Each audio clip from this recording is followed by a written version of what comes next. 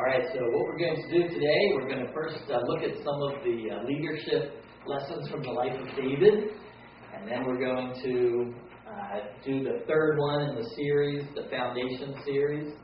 Some good stuff in that one. And then we're going to look at the 7 practices that he talks about in practicing greatness. So we're going to go through those, and then we're going to end with our case study role play and debrief, which should be fun. Okay, David, the life of David, a heart after God. David's saga reveals a person obviously and genuinely open to the heart-shaping work of God in his life. Obviously and genuinely.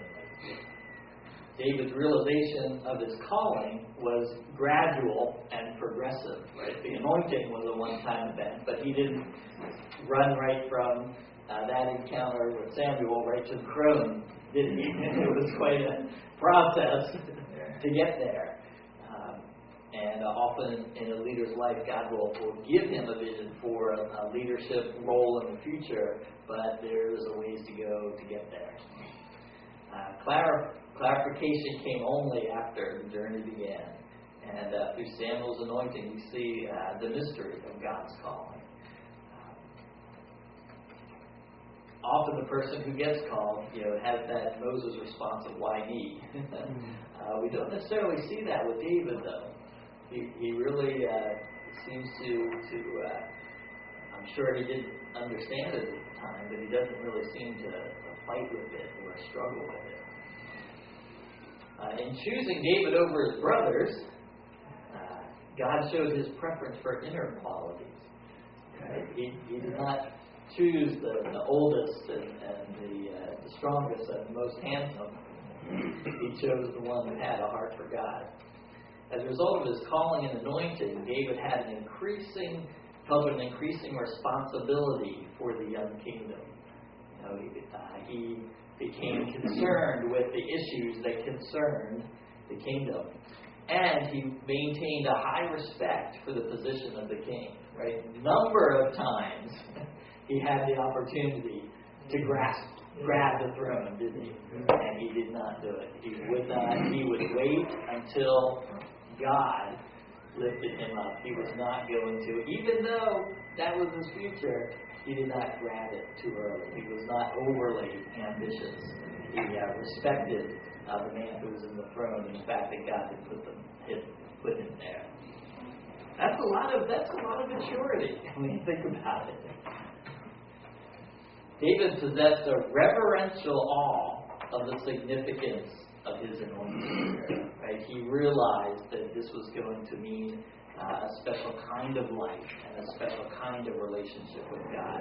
And he also showed a determination and a patience to wait for God's timing. And he trusted God to deliver on his promise. He did not feel that he needed to speed up God's timetable. How often do we as young leaders feel like, come on, get on with it. God, it's time, move me on. And they force things that are not on God's timetable. David's life is full of conflict. The cauldron of conflict shapes David's heart. His raw courage, from the story of Goliath.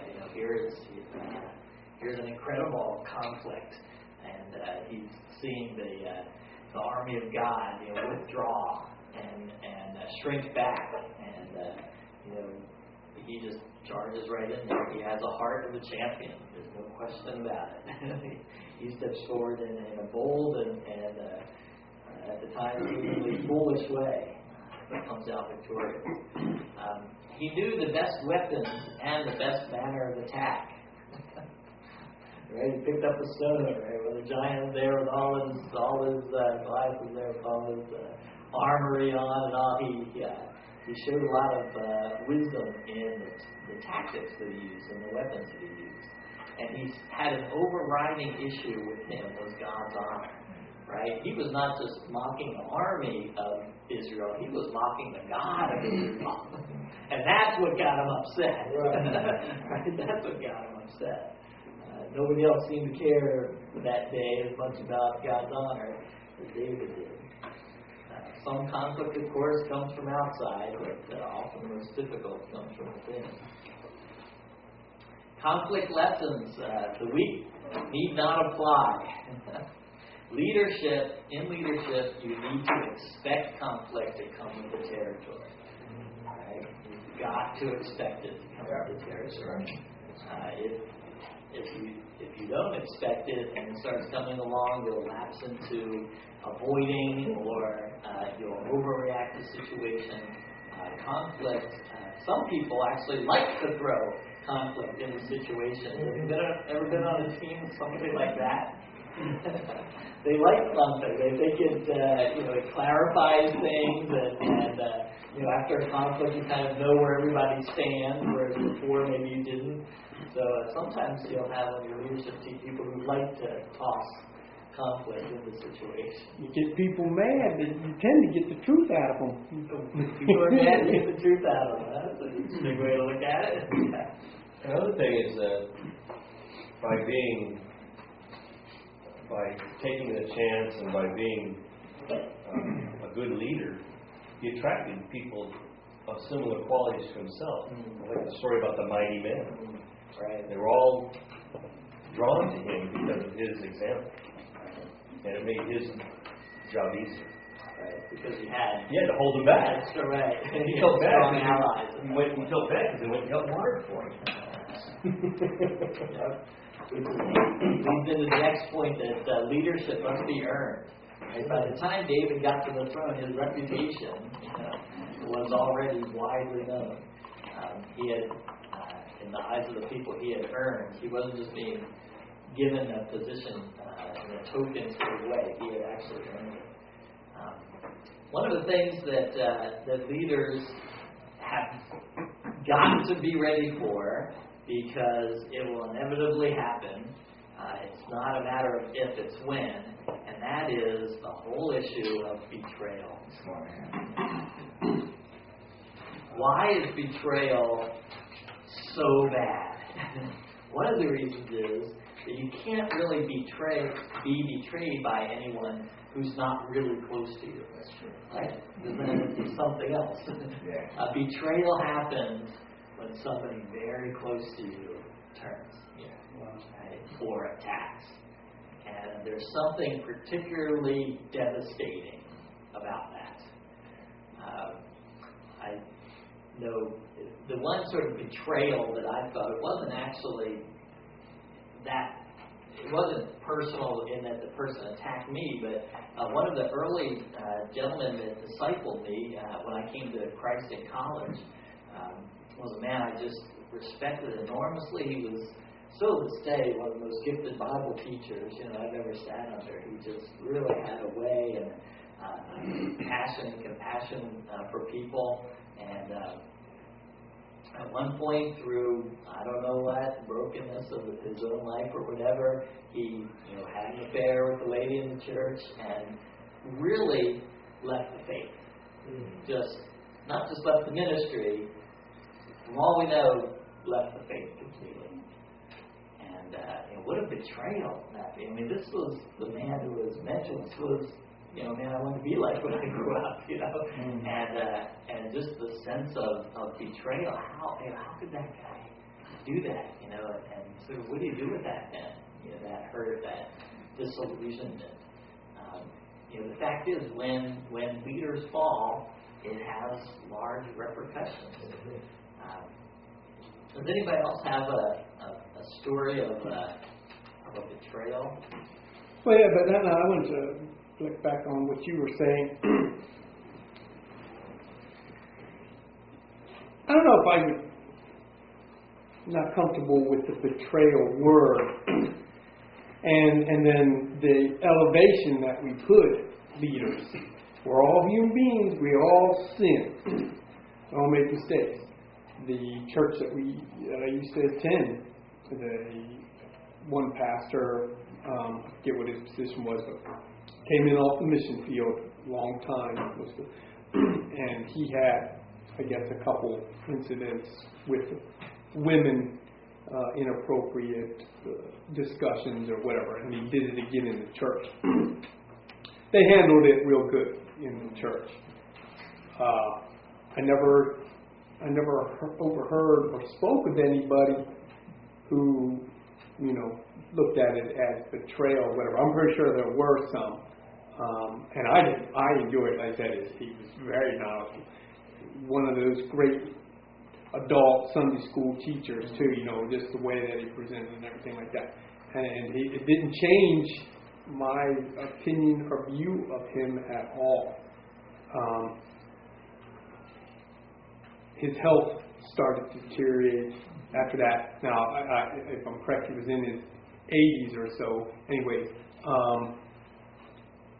and I don't remember if the church, because they made sure that there wasn't health stuff like that, and then and then I think he just kind of left that church, and he was working part time at a Safeway and everything. And every chance I saw him, I tried to have a little bit of conversation with him, to see how he's doing. But and again, I don't know if that partly helped to push his health even farther, or if it was going to get that way anyhow. And then he passed away, and the church did a great memorial service for him and everything. I guess for me, there was, because of where I was and his role in my life, that felt like a betrayal. But betrayals happen when somebody you believe to be loyal to you, right, takes half your church and goes down the block and never tells you, and all of a sudden they're having services. Whoa, or just attacks your leadership, or reasons that you can't figure out. It's just a particularly deep wound when betrayal like that happens. I mean, Jesus had a betrayal in the 12, right? It happened to Jesus as well. Difference with us and them, though. He knew it was coming. I don't know if I'd want to know it's coming, but has anybody dealt with a situation where they really felt that there was a betrayal? Well, yeah, I mentioned it the other night. I'll mention it again. I have a musician who come to me at about 19. He had just finished high school, began his college, and nurtured him. He began his preaching as well by and all that. And then later, which was about 6 years ago, he got music, and I learned that he and some others were having meetings at his home, organized with the church, our church, which to me was betrayal. Yeah. And God didn't let it happen the way he had.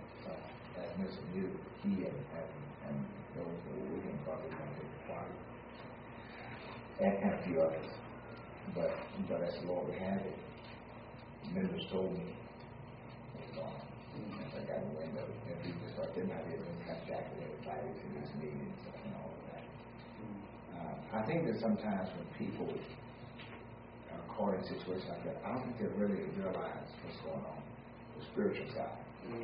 I think that as I look at him in that situation, I think that he and they really thought that they were being led of God. Except that I know that he was toward me by a couple of strong people who talked him into. And long story short, I know what it's like, but I would tell anybody that it's coming. It's some form or another. Yeah. The test. Jesus said in Matthew 17, 22 and 23, I believe. He reiterated again to his disciples what was going to happen to him in Jerusalem. He had already told them in Matthew 16 that he was going to suffer to be killed at the hands of the religious leaders. But in Matthew 17, in just these two verses, he reiterates. But this time he adds this word, he said, I'm going to be betrayed. And so looking at that, you know he has a problem with the religious leaders. But when he said, I'm going to be betrayed, instantly one knows that the only person getting betrayed is those who are close to him. Yep. So even though he said I'm going to be in 16, ill-treated and killed at the hands of the others, he never mentioned betrayal. But now he looks at his side and says, I'm going to be betrayed. Wow. So they knew. They knew that. Yeah. So that's powerful stuff. Wow. Yeah, that's powerful. Yeah. If you only be betrayed by something close to you, it's, your first reaction is, there's no way that person is doing that.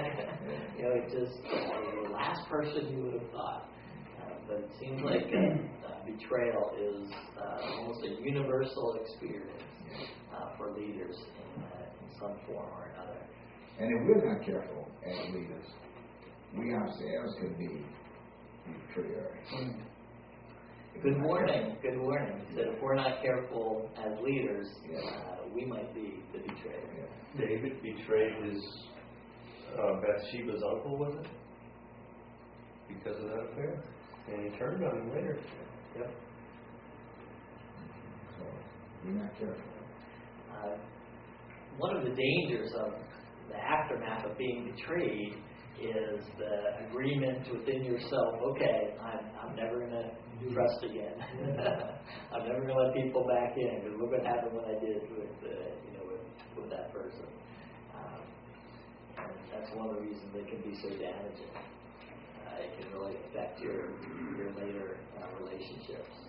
A friend of mine right around the corner, not in the same neighborhood as I should, had an associate pastor in his church. They have 2 mornings of mega church. They have 2 morning worship. And the pastor was preaching the 11 o'clock worship every Sunday. And he had his assistant preaching the 8 o'clock service for 3 years. Mm-hmm. When the assistant was called to another church, most of the people, about 400 people, who were preached church Sunday morning, 8 o'clock service, went with that stuff. Then 15 years later or so, he had a pastor for his youth. And this guy pulled out and took about 500 people. Wow. And so it would make you, as a leader, it would make you say, well, now listen, I got to handle some of these preachers a little different. Yeah, making kind of suspicious. You don't want proselyting. Right. In your church, especially in you don't want proselyting. So. But sometimes people think they're doing the right thing. Yeah. Maybe not going about it the right way. Yeah. Is that Bible verse, all spared, one more? That's good my words. First book of Romans. Church politics. A leader needs to a leader needs to secure the blessings of God for his followers. We see that in the way David is constantly pleading. He's praying the Psalms on behalf of the people. From the time that he danced before the ark, David showed that he was in the service of God, and that he did not view it as vice versa. He would not allow his call to become subservient to personal convenience or comfort. David was a community creator. Really, that's when we talked about environments of grace and the fact that a pastor or leader creates a climate within a church, within a school, within a business. David was particularly good at this. The foundation of David's community grew out of his security in himself. David built a web of connections, right, including his mighty men of valor. Right? He knew what these guys needed and created a community out of them. Only spiritual leaders who are secure and emotionally healthy themselves can create a healthy community.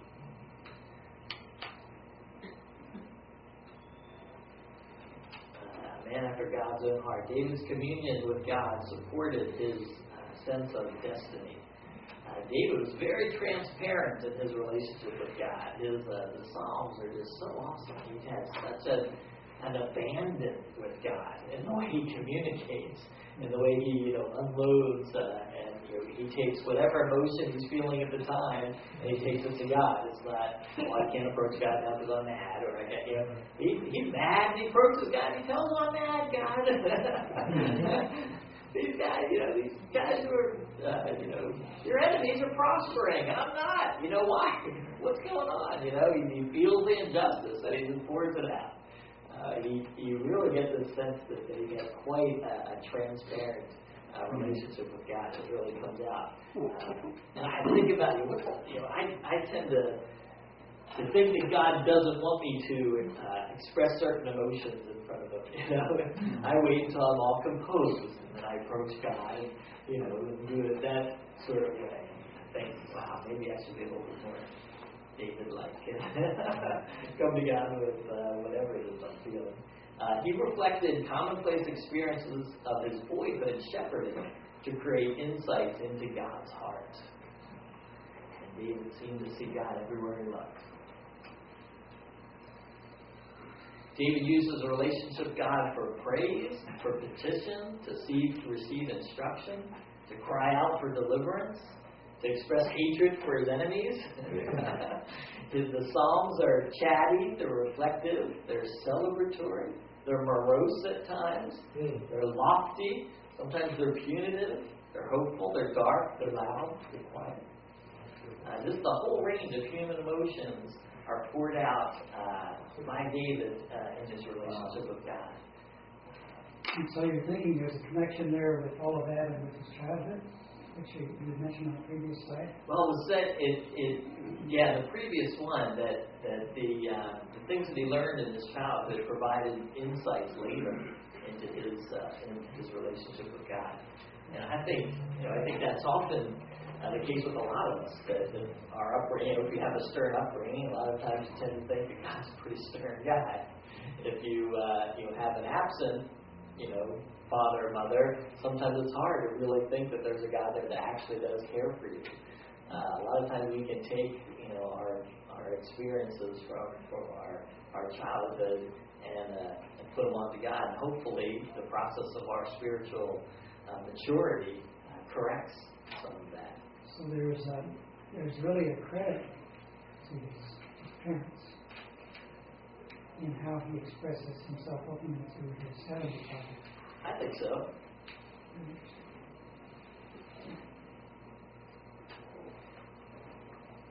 Of course, David had his own failures as well.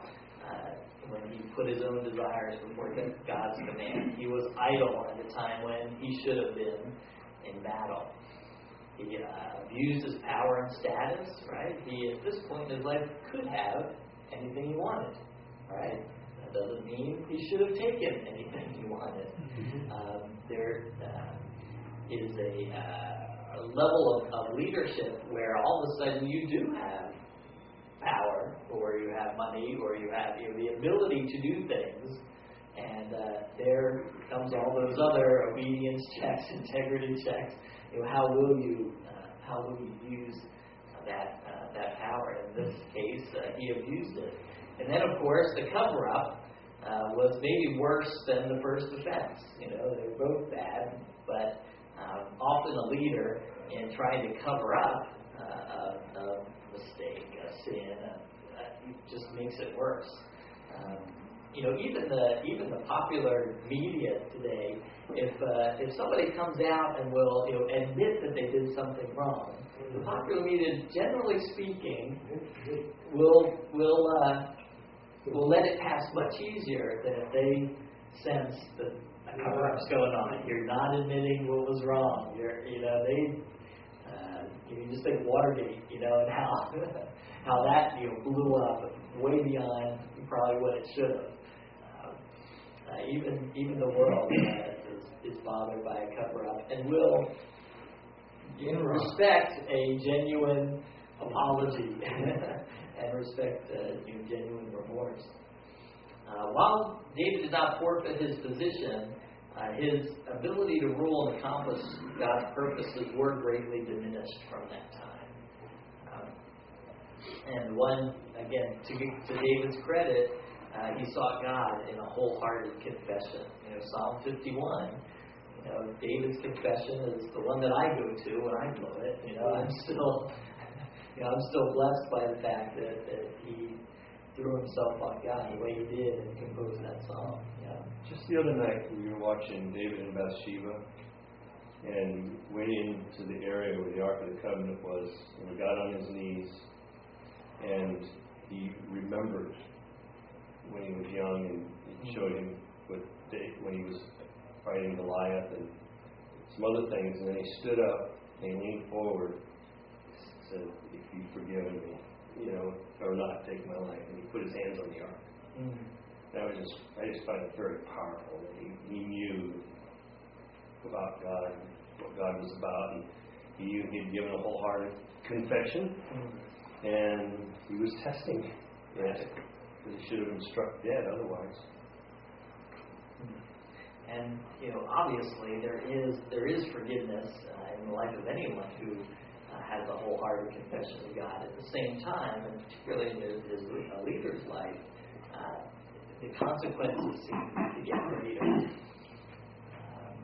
The piece that strikes me as interesting is that Jonathan was not betraying David in his relationship with him, but that he was being used by God, and David was receiving that as not being betrayed. He had a heart for Jonathan, and he had high regard for him. And so he didn't turn him away or rebuff him. He accepted that, and then the rest came. Fascinating. A leader is set free in God's presence to deal with the hardcore truth without fear of being misunderstood or suffering negative consequences for sharing true thoughts. If we could enter in and realize the extent to which we could really open our hearts and our minds and our emotions to God, what a transforming thing that would be. The capacity to see God at work in all the common things of life is a hallmark of great spiritual leadership. And you go back one point there. See, that one I didn't hear. For whatever reason, it didn't come down. I don't know that. So there's one last one there. He saw God in a wholehearted confession. Right.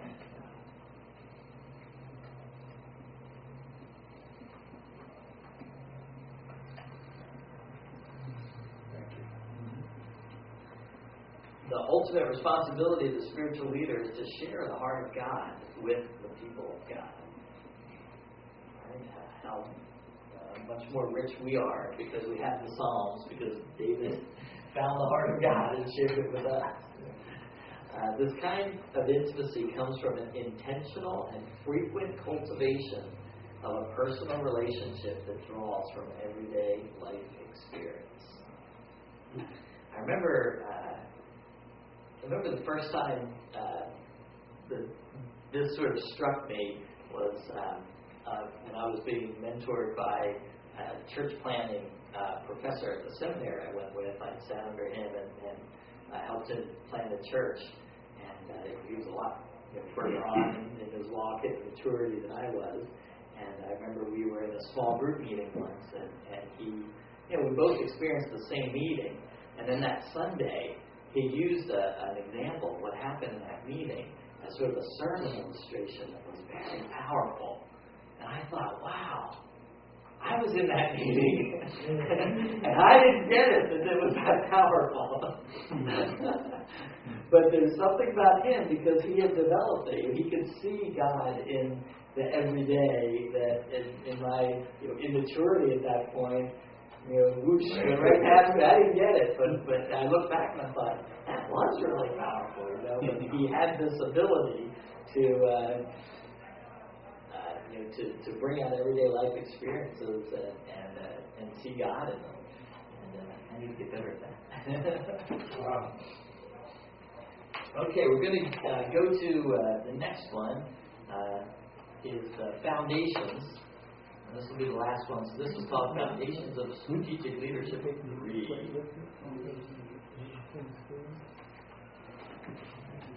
And this has to do with interpersonal process items.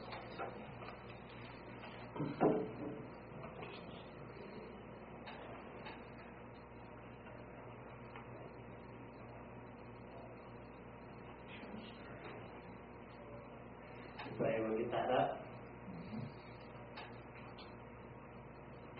Interpersonal process items. Most people do not fail in ministry simply because they can't exegete passages or preach an inspiring sermon. Rather, failures in ministry are more often because of the inability to effectively work with people. Wow.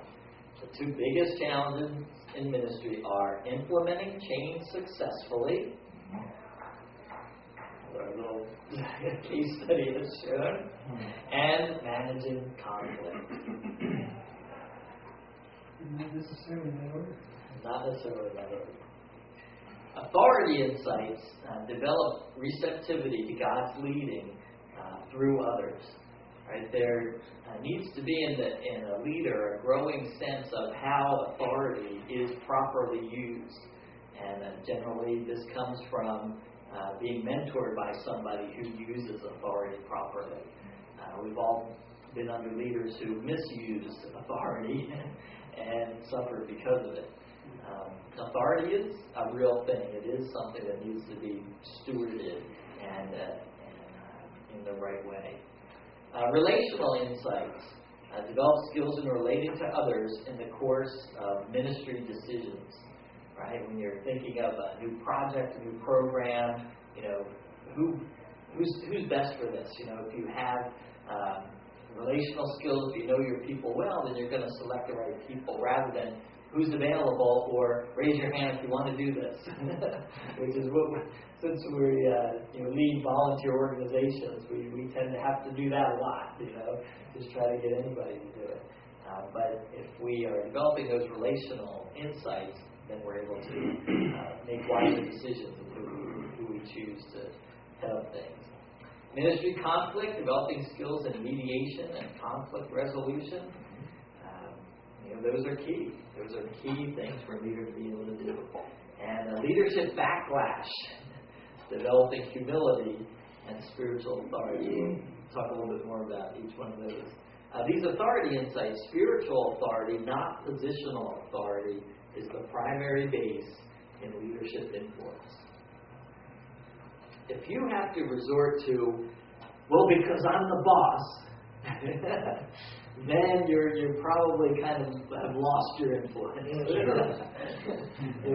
We're going to do it because you put your foot down because I'm the boss. Yeah, you probably lost your influence by that point. If that's your only basis for authority. Right.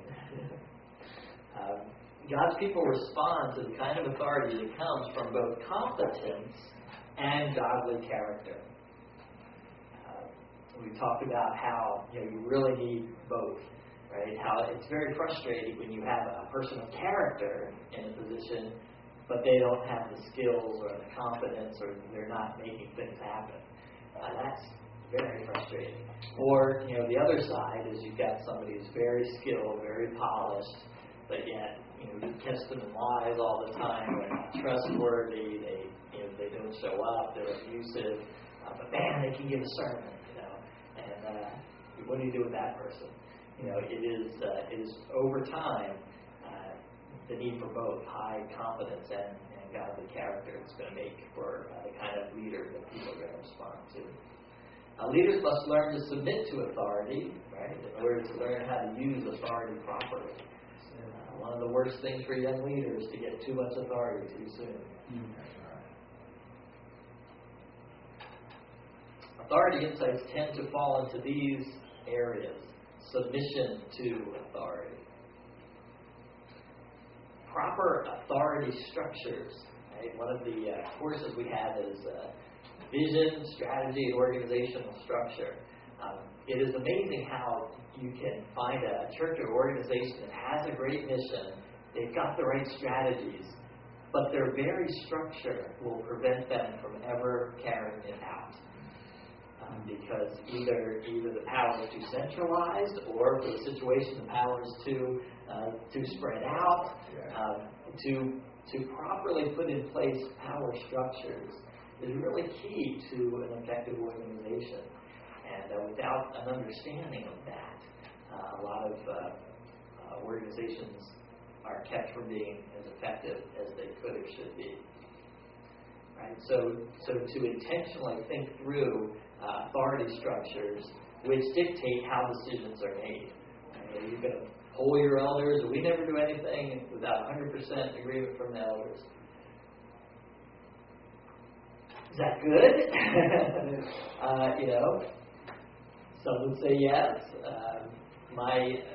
The church that I'm at now, the pastor wants to start some new kinds of small groups, and the elders, they're ho-hum about it. So he was of the mind that I can't start anything unless I get 100% of my elders on board, and they're not. So does that mean I should do this? And I kind of did that little graph of the early adopters, and I said, well, you've got a group of elders who are kind of in the middle here. So what you need to do, don't wait until those guys get on board, if they're not going to. Start one of these groups. Start over here. Don't do it behind their back. Say, I really like, this could be an important ministry for our church. We've got some people that want to start this, and they're not going to get in your way. They'll just wait. They're middle adopters. They're just going to wait and see how it comes out. So he had to adjust his thought, his authority structure thinking of, we don't do anything without 100%, agreement and approval of the elders, to, maybe I can start something over here, and as long as they're watching, then that's okay. Yeah. Heartburn with that one too. I don't agree that the elders should be wishy-washy, or however you want to put it, sitting back to wait, because it's almost like they don't want to make a decision or whatever, and then if he fails, then they're kind of like clean of it. Right. And then also, this was a problem I had, and it's one of the reasons why I left the church that I did, was because I didn't believe that the elders were actually fulfilling their responsibility in the church. They should be, well, again, what you get out of scriptures, but their relationship, that pastor or pastors and those elders should be such a relationship that really that kind of a thing shouldn't have even been something that he was fretting about or worrying about. I have a question. I'm analytical. My question is, if Jesus is our example, and he's our chief example, Jesus never asked his disciples what are we to do. But rather, Jesus knew where he was going, what was his Father's will. He taught them and he led them. I think that when we really look at the scriptures closely, we see the man of God with the word of God to the people of God. I think what has happened today is that in our churches we become so developed as businesses develop that if we're not careful, we're going to become the church that looks like the business for the sake of success, as we count success, and not necessarily the way God set up his church. Now, if I give it personal, I grew up in a church society, in the church world, where the pastor led the church. There were deacons, and they had elders. Matter of fact, not elders, we call them trustees in some churches. But we only had trustees in some churches because doing business with banks in my first community were run by people who didn't look like me. They came out of churches that had elders. So when you go for a $500,000 loan or $1 million loan, they say, who are your trustees? Who are your elders? They say, well, we call them trustees. So many of our churches had trustees for the sake of satisfying the business banking world when we were building church in the home. At our church, where I serve, and I'm not against, and I believe in partnering, don't get me wrong, so I'm trying to find a balance in this thing. At our church, Richard Rose is the leader. My team will hear where I believe God is leading us, and then pick up the ball, and we all go score a touchdown. But I don't ever ask, or nor do I seek, approval from, quote unquote, the board. I have 2 deacons. Don't have any trustees. But what I do is, and you tell me what you think about this, I take everything to my pulpit. Now, church, this is what we're going to do. We're going to build a new church. And this is how we're going to do it. I want such and such as this, and I like such and such as this. And it's done. I mean, just boom, it's done. I learned a long time ago that if you wait in backdoor meetings with a group of hardies, like a house here, the church where he was, what should have been done in 2 days took 2 years. I think that we're killing the church. We're styling the church, and we're tying our pastors' hands. If we have a man of God who is led by God, then why do we need to get approval from the people that we're leading? You earned that. You earned the right to lead that way. But you understand what my question is? You earned the right to lead in that fashion. Right. But I'm saying, so what's happening in our churches? The leaders aren't moving like you. Well, that's too. I guess that's that question. I guess what I'm asking is, before that, what happened in our churches that we became so structured that pastor has to present his program? The deacons have to vote on it. And it happened in the book of Acts. They talk about it already happening in the book of Acts. Give an example. Let's see if we ever have them. So I'm sorry. In Paul's letter, he said, "Remember when he chewed out Peter for getting up when the Judaizers came in?" Sure.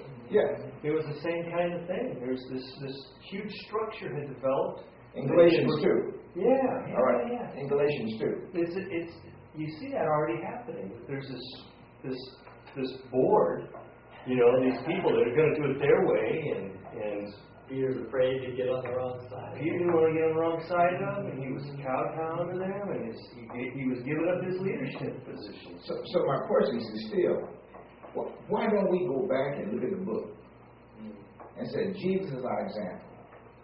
I think church people need to ask the question: do we trust our pastor? Wow. Right. Because see, the question what I hear is, in many churches, the pastor is really not trusted. When we got ready to build, I know that everybody's different, but when we got ready to build this church, I went to the bank. The man gave me $850,000 on my signature. I didn't need deacons. I went back and told the church. The church got excited. The church pays the bills. But the church believes in their pastor. What happened to that?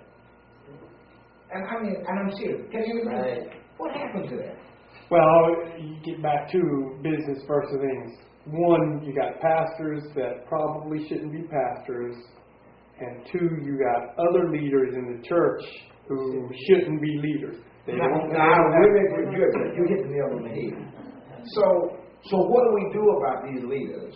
Before we even start talking about putting them in, what do we do about these leaders who are not be leaders? See, I believe that, for example, your church, are the leaders voted in or chosen? How do they become leaders? Yeah, the situation at at our church is they pretty much just promoted the youth pastor to be the full-time pastor when the one gentleman retired. He had been there for 2 years. Everybody knew him. Yeah. They kind of promoted him. Now, so he's younger than his 2 elders. Right. And so that's part of the dynamic here. How does he one feels become like an he elder, needs to though? get their approval. He does not understand the exercise of authority. He's not grown into it, and he's not quite yet earned it. Yeah. There was another situation that was very telling about 2 months ago. There was a woman who was the bookkeeper, was caught Yeah. I think she had taken like $1,500 or something. Single mom, got behind, she just did it. You know, okay, came out, you know, they discovered it in the accounting. They came out and she made a confession and on. And this pastor was of the notion that this did not need to become a big public thing. If she was repentant, she paid the money back. One of the elders and the head of the finance committee not only said this has to be public, they said she has to turn herself in to the police, to the authorities, because she stole money. This is a violation of a state law. She didn't just offend the church, and they were not going to allow that pastor to do anything short of that.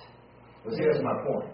How is it that they will rise above the authority of their pastor? I think you get my point. Oh yeah, I had breakfast with him, and he said, "Okay, I know where the power of this church is now. Exactly. It's with that elder and that finance committee member. It's not with me." Exactly. That's my point. And so, how can our churches be blessed? And how can we talk about winning the world when we have not won ourselves? And as I see the church, when we are not the man of God with the word of God to the people of God, when I can't, there are some churches that tell the pastor how long you can preach. Now, you preach for 30, 45 minutes, that's enough. That's crazy. When Paul preached all night and Eutychus fell out the window. So I mean, do you understand what I'm saying? Whatever happened to the church? I'm not talking about business. I'm not talking about building a Walmart. I'm talking about to the church. Right. I think what Calvin said Calvin was here, right, right? and also we're in a democracy, and we want to see that form of government. Rather than a theocratic society, we want church to be a democratic society. See, I believe, and you can help me if I'm wrong, pastor appoints his leaders, and he has the authority to disappoint them, if you know what I mean. So in our church, we don't vote leaders and all that. Leaders are appointed by the pastor because the pastor knows who he can work with. Rather than have somebody voted in, the pastor can't move like these elders. Right. And they may as well be pastor. Right. The pastor cannot get these elders out. Yeah. And they're there to protect the church from him. No, we're not looking for solutions, but if we want to deal with the structure like we're talking about, you could pull the plug on our IRS status and not have to do all the structure. And that was another thing I was going to say. There are certain things in order to have that 501c3 or whatever it is that the state requires. Yeah, the Constitution, your bylaws, your structure, Right, all your that kind of board, stuff. your quorum. But I still don't think that needs to be the authority structure that runs the church. Exactly. I'm satisfied with all. But at the church, I mean, in the military, the general walks in, everybody respects him. He's the general. General doesn't have to ask the privates and the corporals, what shall we do? He communicates his chief officers, who communicate to their staff and all of that. And everybody don't want to call. But somehow the church has lost that. And that bothers me. It really does bother me. I hate to go into a situation, and I preside over a minister's fellowship of President Minister's Conference, we call it fellowship. And the things I see sometimes. But by the grace of God, we have gotten rid of a lot of stuff. Because until we get back to Bible, we have really clipped our own wings. And an eagle with his wings clipped can't fly. And I think the church has shot itself in the foot by trying to please and appease so many people, most of whom are not spiritual. Now, one of the things that I tell anybody, in any of our churches, most of our people are not spiritual. What I mean is, they're not mature spiritual. We got some folk in there who love the Lord, and all that, but if you have 500 people in there, you don't have 500 people who are mature Christians. Of course. Right. And I think we try to act like we do. And we don't. That's why the crowd turned around in John 6 and walked away. They didn't understand. if we're not careful, the church is going to lose something that it needs in making a difference in the world. So for you, this issue of authority is huge. Very huge. Yep. It's. I think somebody said over here, and man of our church, pastor, like I think you just said, pastor. Well, I know what authority lies in this church. What is he? What does he become then? I'm not sure what he means. No, not laying up. Because laying up, somebody who's voted out of office and just wait till certain days he's gone. Right. But he becomes a figurehead. Right. With absolute no authority. He becomes the preacher and not the pastor. Right. And one of the problems is he was promoted too young. He had not earned, that role. He was, and maybe that's the fault of the church of being kind of lazy. We'll just get this guy who's already here and bump him up. Well, he should have known it too, because again, there too, he might be an outstanding youth pastor, and I'm not sure that's in the Bible, but that doesn't make him a pastor. So both, the church should have never done it that way, and he should have never took the position. Let's say I'm that youth pastor, and you're one of the others, and you're the other. Then we come together and you have expertise in a certain area, I trust you to do it. You have expertise in a certain area, I trust you to do it. But you have to understand, though, that the ultimate decision for the church is mine. And not I have to check with you. When people come in, they've already got it laid out that we ain't got to check with you. No, but that's what I'm saying. That's the problem. Yeah, I understand. So if we have turned, that's like Jesus saying, okay, Peter, do you think we can do this? I don't think we can do it. Okay. When Peter stepped up, Jesus said, walk on water? No. Peter said, get behind me. Jesus said, get behind me. You missed the whole point. Right. And that's what's happening in a lot of our, if you notice, in a lot of our churches, whatever we see other churches doing, if we're not careful with it, we'll start adopting that, because that becomes the norm. The norm is changing. And my thing is, and maybe I'm antiquated, and I promise you I'm not going to change. My thing is, let's stay Bible. That's all. Let's be sure our hermeneutics are accurate. Let's be sure we understand the story. Let's be sure we understand the commission. And that is to, as we go, make disciples. We can't do that if we're fighting in the boardroom. Right. And a lot of churches are set up It's like that. just like that. Just like that. They're brittle. They can break it in a moment. Like corporation. Yeah. Yeah, that's my point. And I just think that we're not careful. A lot of books that have been written out there, I read those books out there, the leadership going on. Those books are set up, those writings are written from the standpoint of rules in business, successful rules in business. I teach at university. I teach a communication course for business and professionals. I understand all that. But when it comes to the church, I know the difference. Right. Yeah. Well, it's just like having a so-called business meeting, and then you want to have Robert's Rules of Order in the church. The meeting. Right. We don't even know Robert saying it. Yeah. No. So that's just, He was probably a good angler. Well, that's the legal side, which you ultimately have to have. Because No, I'm not arguing that. I'm just saying, when we go to church, what do we go to church to do? With the pastor. Yeah, get this means. That's all I'm saying. Well, Pastor Ripple, I appreciate your passion on the subject. Man, I said, okay. In light of that, can you clarify number 3, authenticity? What you mean by the Authenticity of word? power bases. Should the person who gives the most money to the church have the final say? No. That is an inauthentic power base. May I tell you a little story? I'm kidding. You remember when Apple was having this problem with apartheid? Okay.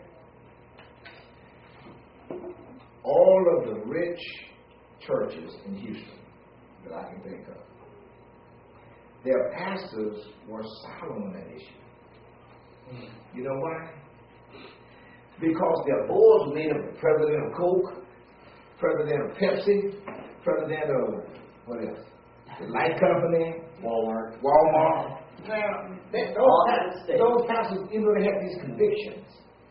They could not come out and say, this is what we as the church need to do.